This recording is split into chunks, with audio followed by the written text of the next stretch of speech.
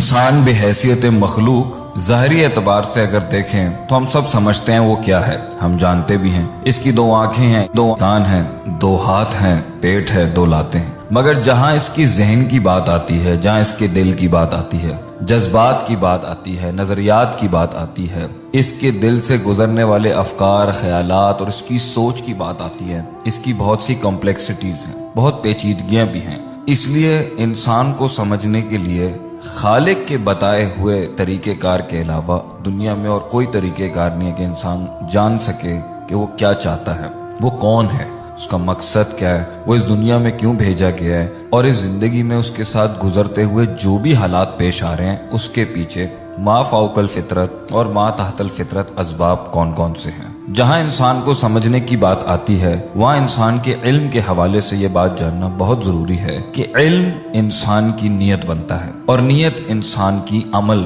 کی شکل اختیار کرتا ہے۔ عمل سے پہلے وہ قصد اور عزم کی وادیوں میں جاتا ہے اور پھر وہاں سے عمل پروڈیوس کرتا ہے، پھر اس عمل کے بعد انسان کو نتائج ملتے ہیں، پھر نتائج کا وہ محاسبہ کرتا ہے، پھر محاسبے کے بعد پھر علم بناتا ہے اور پھر اس علم کے بعد وہ نیت بنتی ہے، نیت پھر ارادہ بنتا ہے، ارادہ قصد، قصد عزم، عزم پھر عمل اور عمل پھر نتائج اور نتائج پھر محاسبہ۔ انسان کے اس پروسیس کے اندر جہاں سے اس کو علم آتا ہے جو خارج میں سے ہے، اور جہاں پہ اس کا علم پروسیس ہوتا ہے، اینالائز ہوتا ہے، ریزن ہوتا ہے، ریشنلائز ہوتا ہے، وہ اس کا دل ہے، اس کا قلب ہے۔ اور آپ صلی اللہ علیہ وسلم بھی فرماتے تھے الا وحی القلب، دل کا خیال رکھنا۔ اس پروسیس کے اندر جو سب سے مشکل اور جو سب سے زیادہ ضروری اور اہم سلسلہ ہے وہ ہے غور و فکر، تفکر، تدبر، تذکر، علم کو راسخ کرنا۔ علم اگر دل کی وادیوں سے آیا اور گزر گیا، دیکھنے، سننے، محسوس کرنے سے، اپنی حس سے، اور اس نے گھر نہیں کیا دل کے اندر صحیح طریقے سے، اور اس نے انسان کے جذبات، اس کی محبت، اس کی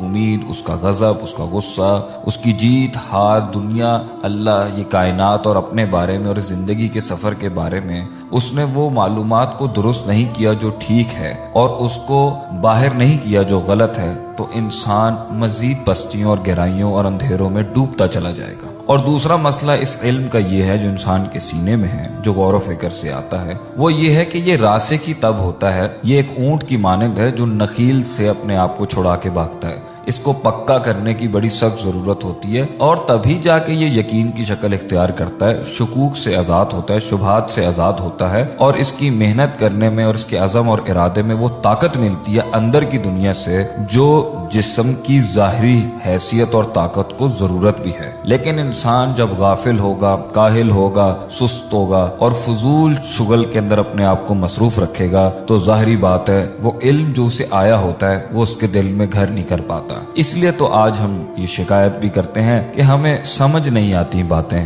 ہمیں دین سمجھ نہیں آتا، ہمیں یہ مقصد سمجھ میں نہیں آتا، ہمیں یہ جزا سزا کا سلسلہ سمجھ نہیں آتا، ہمیں اللہ کی باتیں شاید سمجھ نہیں آتی، نعوذ باللہ من ذالک، ہمیں سمجھ میں نہیں آتا، لیکن ظاہر بہت سمجھ میں آتا ہے۔ قرآن میں اللہ فرماتا ہے یعلمون ظاہرا من الحیات الدنیا، کہ ظاہر تو لوگوں کا بہت سمجھ میں آتا ہے کیونکہ اس کے اوپر تو دل کی ساری محبتیں، امیدیں، خوف اور جذبات اور پورا پریشر لگا ہوا ہوتا ہے اس دنیا کو سمجھنے میں۔ وہم عن الآخرۃ ہم غافلون، مگر جو ان پوری دنیا کے پیچھے باطن میں چھپی حقیقت ہے اور اس کائنات کے بعد جو آخرت ہے، جو اندر چھپی ہوئی چیزیں ہیں، جو اجتہاد کر کے آتی ہیں، غور و فکر کر کے آتی ہیں، اس میں انسان سستی اور کاہل ہے اور جلدی اپنی سوچ کو سرسری چیزوں پر لے جاتا ہے جو سرسری نفع دیتی ہیں۔ اس لیے انسان ان کے بارے میں تو بڑا پختہ ہے جو اسے دکھتی ہیں، سامنے محسوس ہوتی ہیں، مگر وہ جو غیب ہیں، الذین یؤمنون بالغیب کے مصداق میں آتی ہیں، اس سے غافل بھی ہے اور نہ اس کے حوالے سے اس کے دل کے اندر وہ پختگی اور وہ اچھے خیالات بھی نہیں آتے۔ تو آج یہ شک شبہات اور یہ دل لگی جو نہیں دین سے بن پاتی، اس کی وجہ ہی یہی ہے کہ ہم ٹائم نہیں دیتے، ہم وقت نہیں لگاتے، ہم سوچتے نہیں ہیں۔ علم کو نیت، نیت کو محبت، محبت کو امید، امید سے جڑا خوف، خوف سے جڑی جہنم، امید سے جڑی جنت، ان سب سے جڑا اللہ سبحانہ و تعالی،